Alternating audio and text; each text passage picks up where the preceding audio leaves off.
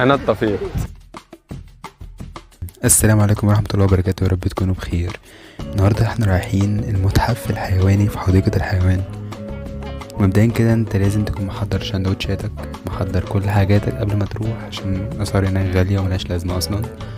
ولازم تكون عامل حسابك ان انت تكون معاك كمامة، عشان لازم الدخول بكمامة.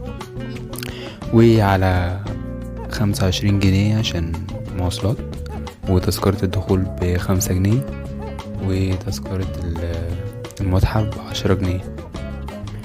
يعني خروجه متكلفش اكتر من 25 جنيه بكل حاجة. اول ما تدخل حديقة الحيوان هتسمع الاصوات الغريبة بتاعتهم، وليها ريحة مميزة كده، مش ريحة وحشة غير في بيوت الحيوانات، بس من بره ريحة، ليها ريحة كده. والشجر بقى والعصافير. طبعا انا اعرف ارسم احسن من كده، بس محدش قال لي. بيقولوا الفيلة ميتة، الفيلة اللي موجود في حديقة الحيوان ميت، الله يرحمه. وفي زرافة على فكرة، الناس اللي بتقول ان الزرافة ميتة، لا، الزرافة عايشة وبتاكل اهي. اطفال، ولاد وبنات، كبار صغيرين بياكلوها، ومبسوطة وامورة اهي. في هنا غزلان، كوتي كوتي.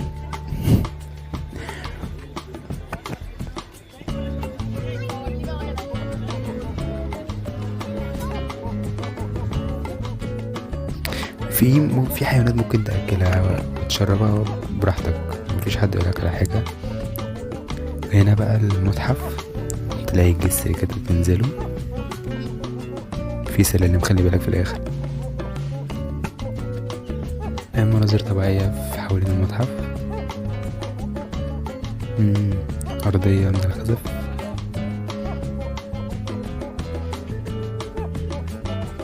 طبعا الامن ده المفروض يكون جوه وواحد برا. هما قالوا لي هنا لازم تعدي من البوابة. هو طبعا فاضي، مفيش حد. انا كنت فاكر ان هو يفضل فاضي على طول، بس صدمت الصراحة.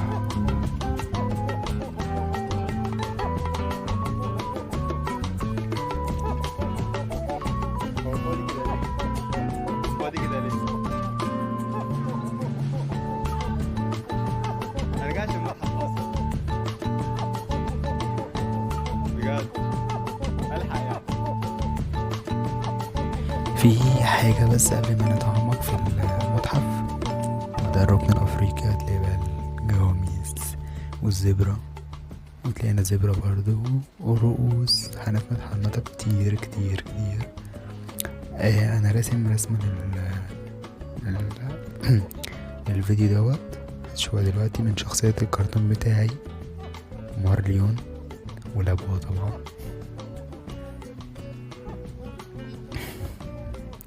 دي طيور بقى، وكوبرا مصرية، كل حاجة تحتها اسمها. انت لما تروح هتشوف الكلام ده كله. ايه ده؟ في ايه؟ دي طيور بقى، طيور طيور طيور. ده يعني واحد واخد سحلية وفرحان بيها قوي، فاتحنطوها كده. وهنا فلامينجو كتير، وده نمس. هنا بقى البيئة الصحراوية، ده ابن قهوة، نعامة، غزالة. كل حاجة هتلاقيها هناك مكتوب تحتها الوصف بتاعها. دي شلة متجمعة على حيوان ميت. تماسيح كتير في المتحف، طاووس متحنط. على فكرة في طاووس أبيض في الجنينة هناك، بس عايش مش ميت يعني. ده نمر. دي جاموسة، جاموسة قمر. ده معرفش ايه ده، مخدتش بالي، بس تقريبا نمر. دي ايه ده؟ في ايه؟ لا اله الا الله. دي دروس، يعني انا مالي بدرس الحيوان ده. ده سيد قشطة، سيد قشطة. ده خنزير اللي في تمن بومبا.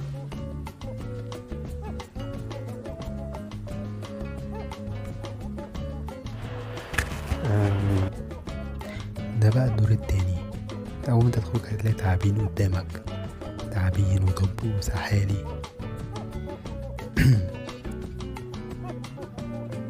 ده أنا دي تماسيح. ده خروف تقريبا، معرفش، مش فاكر الصراحة.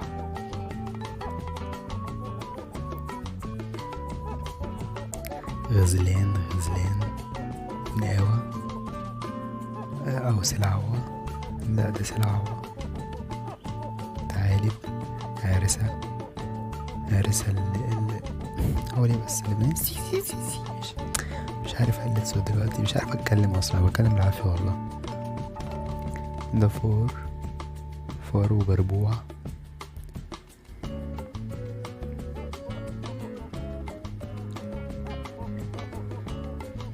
ده الحيوان اللي هو بيعمل من القهوة قهوة. ده فهد. ده صقر وتحتيه بومة صغننة، مش تحتيه بومة صغيرة. ايه الحيوانات دي؟ انا عمري اشوف الحاجات دي. ده غراب نوحي، معرفش ايه نوحي دوت، لان انا شفت الحيوانات دي هناك واول مرة اشوفها دلوقتي في الفيديو معاكم. دي بومة صغيرة على فكرة، بومة قزمة، بومة ام قويق. واو، لا اله الا الله. ده ايه ده؟ في ايه؟ براح يا ابني براح. ده فلامينجو. استنى، ده بط. حناطين بط. دي عقابات ونسورات. دي المقبرة بقى. هنا تلاقي نسانيس بقى ميتة، في خفاش فوق، استنى هتشوفه دلوقتي. اللي بيخاف يا جماعة في الفيديو دلوقتي. ده خفاش وده انسان الغابة. كنت فاكره طرزان بس طلع مش طرزان، طلع قرد عادي يعني، اسمه انسان الغابة. وده اشرف، معرفش ده مين.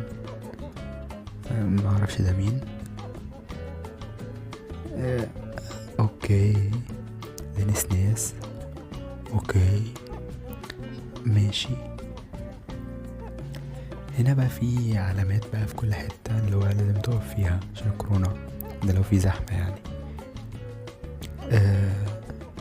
مش عاجبني المكان ده، مش عاجبني الحتة بتاعت البحر دي، مش مقنعة، مش حاسسها.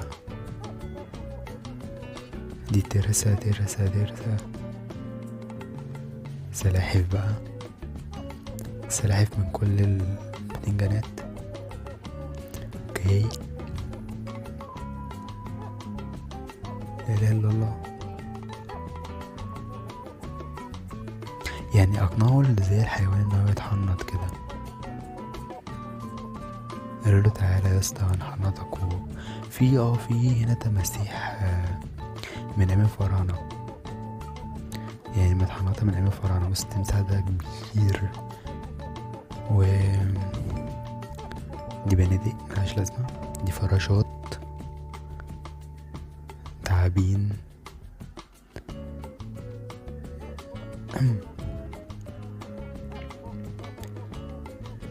تعابين قرايب كلهم. ايه ده؟ مش قرايب، لا انا ما عنديش قرايب. صحابي، لا انا ما عنديش صحاب. ما اعرفش، انتوا شوفوا انت دول ايه بقى. هنا بقى اتخضيت لما لقيت ان في دور تالت يا جماعة. متحف 3 أدوار. انا نهكت. هو ما نهكتش بس يعني حاجات كتيرة اوي. انا كنت فاكر المتحف مكان صغير واصور الحيوان حيوان واقول معلومات عن كل حيوان والكلام دوت، بس طلع المكان واسع اوي، محتاج فيديو طويل، وانا مش هعرف اصور فيديو طويل واقول كل المعلومات ديت في فيديو واحد. حاجة صعبة الصراحة.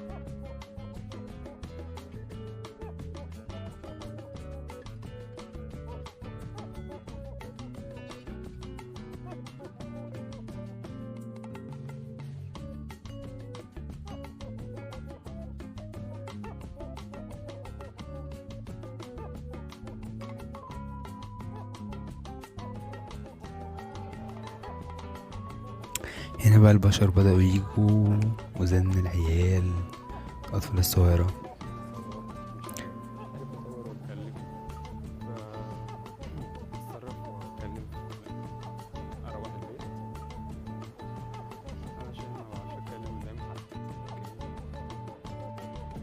احاول اتدرب على الحوار ده بعدين انا هتكلم قدام حد. دي يعني الحياة البحرية بقى والجليدية والكلام ده. معرفش ايه عروس، ازاي دي عروس بحر يعني؟ استغربت الحوار ده شوية. البيئة البحرية، اوكي.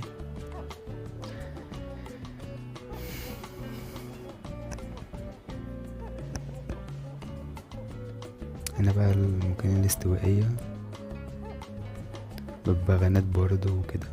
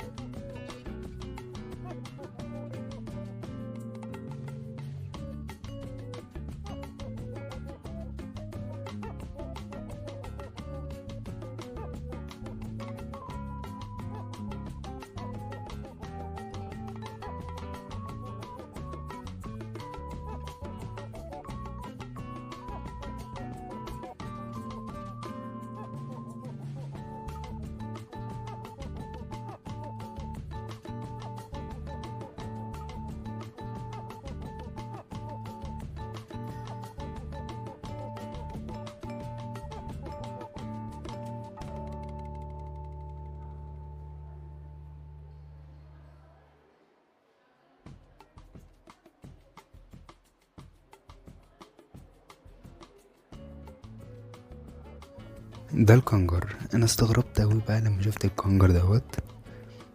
يعني هو الجيب اللي عنده دوت خرم، يعني انا كنت فاكره جراب وجيب، طلع خرم.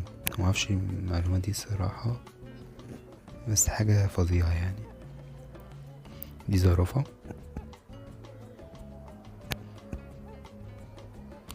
صغيرة اوي الزرافة دي.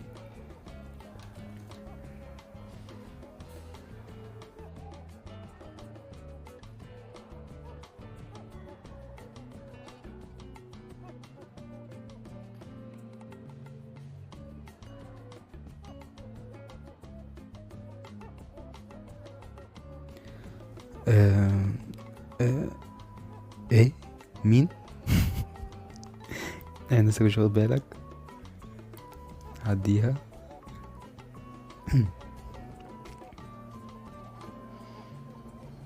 هنا بقى الركن الجميل بقى، الأسود والحاجات الحلوة والقمر واللباوي الجميلة، مرات الأسد والنمر. دي رسمة كده الأسود جوه، سلة قمر جميلة ازاي مع عيالها الصغيرة، كيوت كده وشبه القطة.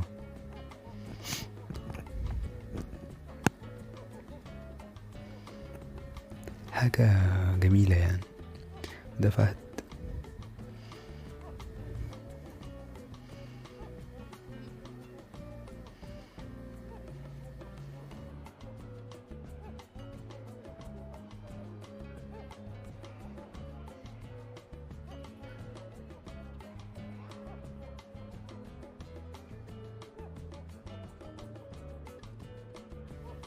وهنا هتلاقي الحوت اهو فوق، ده خرتيت اللي انا كنت لسه مصوره.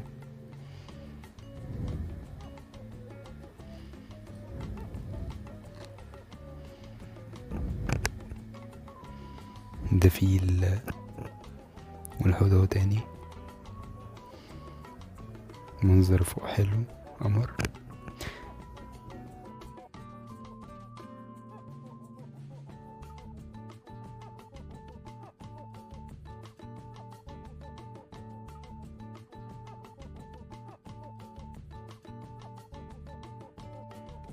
ده كده منظر الحديقة من برا. حبيت ان انا اوضحه لكم بس بمناظر طبيعية كده وتصوير نضيف.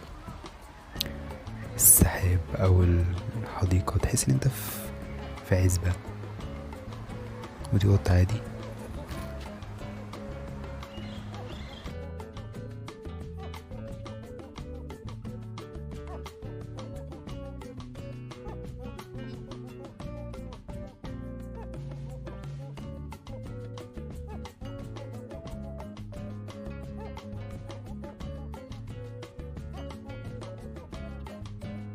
هنا بقى السيد قشطة، انا يعني كنت متضايق له الصراحة، ومصورتوش كتير عشان كان منظر مغزي.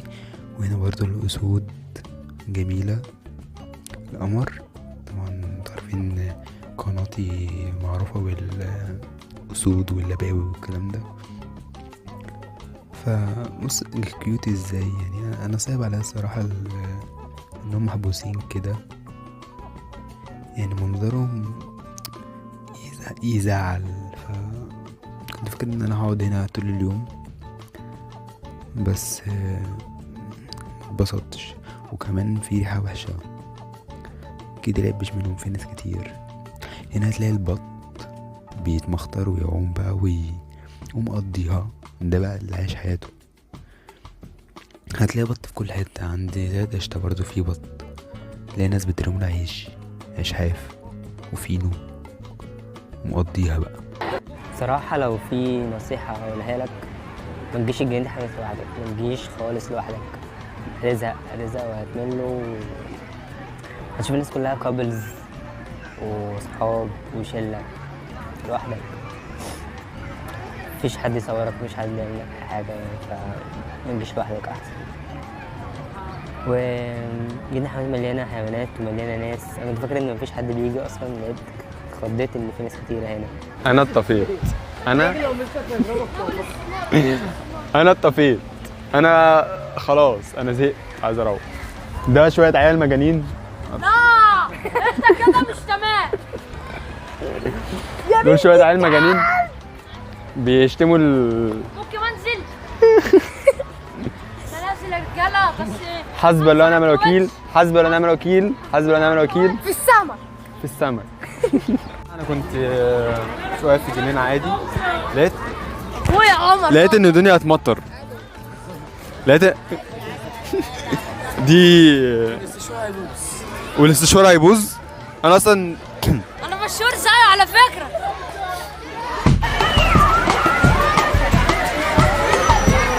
من قلب الحدث التليفون هيبوظ والشعر هيبوظ. يا جماعة النهاردة الدنيا مطرت، أنا كنت ماشي أصلا، كنت ماشي هو شعري زي ما هو، بس البتاع بقى على الشعر مش جايب. البتاع بقى منقط. حسبي الله ونعم الوكيل، حسبي الله ونعم الوكيل، وناس بيرقصوا هناك أهو.